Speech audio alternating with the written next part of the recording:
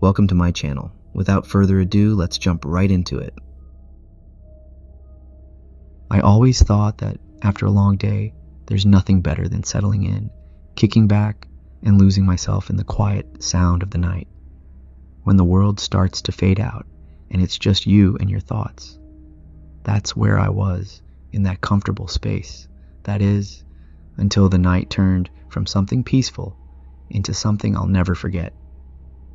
It was a Friday, and my husband, Lee, and I had spent the evening watching some movie on the couch. Well, I was watching. He'd fallen asleep about 10 minutes in. But that's Lee for you. Give him a cozy blanket, a little quiet, and he's out like a light. I was about to head to bed myself when I heard it. It was just my name, soft, barely there, like someone had whispered it from the living room. Emily, just like that. It was so clear I didn't even have to think about it. I knew what I'd heard. So, naturally, I walked toward the sound, figuring Lee must have woken up or something. I thought he might be messing with me. He does that sometimes. But as I rounded the corner, there he was, right where I'd left him, completely knocked out, his chest rising and falling in that steady, deep rhythm only a deep sleeper has. The TV was still on, but everything else was quiet. I stood there for a second, feeling that weird tingle on the back of my neck. You know the one, when something's just off. I leaned in a little closer to Lee, waiting for some sign he was awake, maybe playing a prank on me, but nothing. He didn't even budge. Then I heard it again. Emily. This time, it was behind me. I froze. Every hair on my arm stood straight up. I wanted to turn around, but my body just wouldn't listen. I don't know how long I stood there like that, but eventually, I managed to pull myself together enough to glance over my shoulder. Nothing. Just the empty hallway leading back toward the bedroom. My heart was pounding in my ears so loud I almost didn't hear it. Almost. Emily, it was barely louder than a breath, but this time it was right next to my ear. I whipped around, expecting, well, I don't know what I expected, but there was still nothing. I stood there, staring at the empty space next to me, feeling more confused and a little spooked. Now, maybe I should have just gone to bed, chalked it up to being tired or something, but I couldn't get rid of the feeling that something was watching me. So I went back to the couch, hoping maybe I'd wake Lee up and laugh this whole thing off together. But he just lay there, dead to the world, a small smile on his face like he was having the best dream of his life.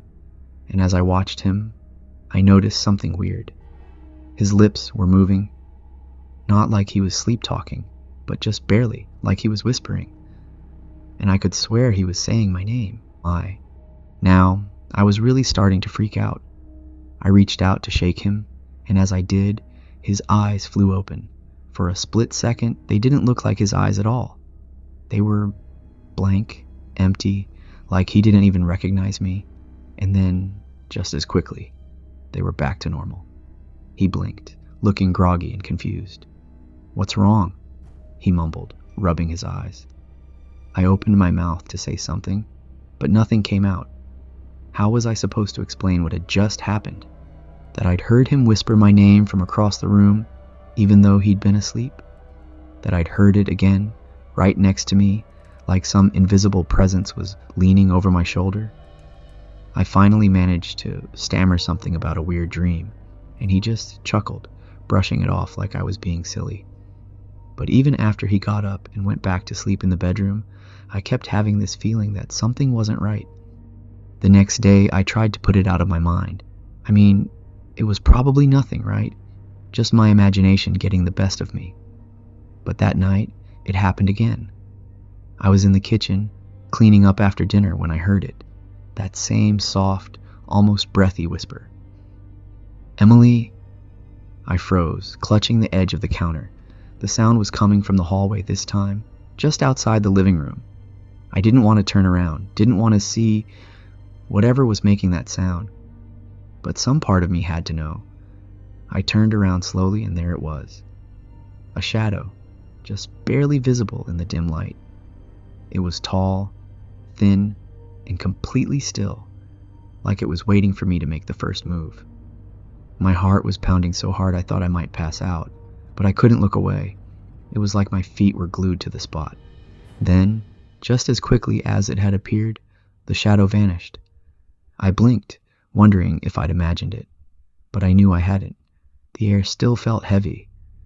I ran to the bedroom where Lee was already lying in bed, scrolling through his phone.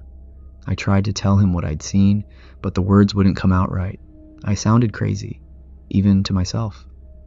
He listened, nodding, but I could tell he didn't believe me. He just patted my arm and told me it was probably just a trick of the light, that I was probably just tired. But I knew what I'd seen, and I knew it wasn't just a trick of the light. Over the next few days, the whispers got worse. They followed me everywhere, in the shower, in the kitchen, even outside. I'd hear my name, soft and creepy, like a voice from some other world, just out of reach, and every time I turned around, there was nothing there. One night, I woke up to the sound of footsteps in the hallway. They were slow, heavy, like someone was walking right outside the bedroom door. I held my breath, straining to hear, but the footsteps stopped just as suddenly as they'd started. Then I felt something cold, like a hand, pressing down on my shoulder. I froze, too scared to move, too scared to even breathe. I could feel it there, heavy and cold, holding me down, like it was trying to keep me from getting up. After what felt like an eternity, the pressure lifted, and I scrambled out of bed, desperate to get away. But as I turned to look back, I saw it. The shadow, standing at the foot of the bed, watching me with those empty, dark eyes. Then when I blinked, it disappeared again. I didn't sleep that night, and I didn't tell Lee what had happened. I couldn't. He wouldn't believe me, and I didn't want him to think I was losing my mind. And then, one night, it spoke. I was lying in bed, trying to convince myself that everything was fine, that it was all just in my head, when I heard it. Emily. It was louder this time, like it was calling to me, pulling me toward it. I squeezed my eyes shut, trying to block it out, but the voice only grew louder. Emily. It was right next to my ear now, so close I could feel its cold breath on my skin. I couldn't take it anymore. I bolted out of bed, ran to the living room, and turned on every light in the house. And that's when I saw it. The shadow was standing in the middle of the room, its eyes locked on mine. But this time, it wasn't just a shadow. It was me. An exact copy, standing there, staring back at me with that same empty look. And in that moment, I knew it wanted me.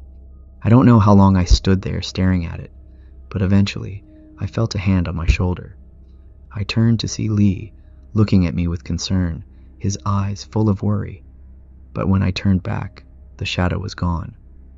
Lee was very worried about me. He said that he was shocked awake when I suddenly jumped out of bed and ran here. I knew I couldn't keep it to myself anymore. It was eating me alive, the fear, the constant whispers. I just couldn't take it. So I finally told him everything. And I mean everything. I didn't hold back. I told him about the whispers, about seeing the shadow, about how it was me standing there in the living room just now. My voice was serious, probably the most serious he'd ever heard it. I needed him to understand. I needed him to believe me. At first, he just listened quietly, his face calm but focused, like he was really thinking about what I was saying.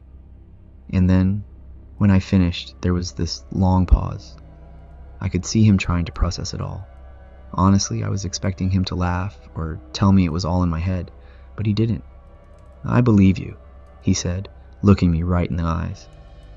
I don't know why, but hearing those words lifted this huge weight off my shoulders. Like finally, I wasn't in this alone. I wasn't crazy. He believed me. And the first thing he said after that was, "We need to get out of here." We packed up what we could and left that night. We ended up going to Lee's parents' place. They lived a few hours away, so it seemed like the perfect escape. We stayed with them for about a month. And you know what the weirdest part was? The voice. It just stopped. Completely. No more whispers, no more shadows, no more feeling like something was constantly watching me. It was like whatever it was, it didn't follow us.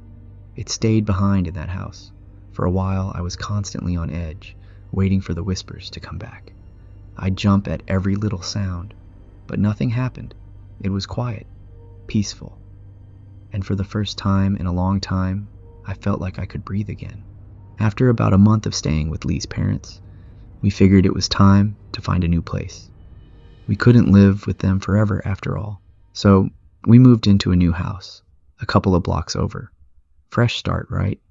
And ever since then, things have been normal. Like actually normal. No more voices, no shadows, nothing strange. It's like that whole thing was just some bad dream that finally ended. But sometimes, late at night, when I'm lying in bed and the house is completely quiet, I still think about that whisper, about how it followed me, how it felt like it was right there, breathing down my neck. But as long as it stays away, I'm satisfied with that. Thank you for listening to this video. I'll see you in the next one.